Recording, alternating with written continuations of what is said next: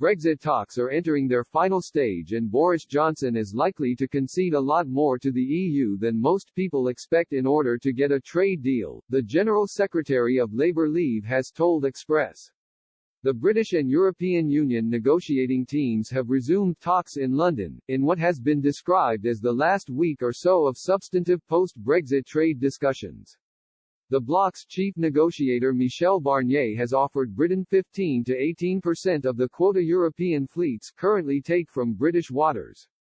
However, Downing Street is said to want at least 90% return to the UK, something Brussels views as wholly unacceptable. While the bloc refuses to budge on its red lines, Prime Minister Boris Johnson has already agreed to keep Britain tied to European human rights rules. Mr. Barnier welcomed the move, announcing Mr. Johnson had finally accepted that future police and judicial cooperation must be underpinned by the European Convention of Human Rights. An agreement has been on the verge of completion for longer than a month since Lord Frost first signalled the UK would soften its stance. Britain previously rejected EU demands to implement a commitment to retain membership of the ECHR into domestic law as the price for the Internal Security Pact. The ECHR is an international agreement drawn up by the Council of Europe, enforced by the Strasbourg-based European Court of Human Rights.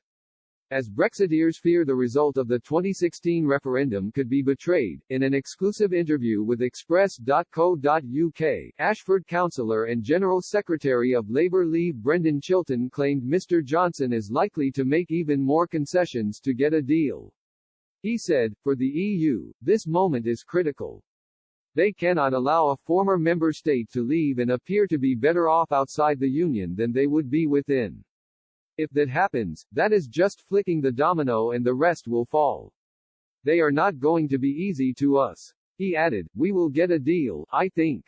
It will happen probably around late November time, and it will be presented by the government as a huge triumph. But when we read the fine print, will it be satisfactory?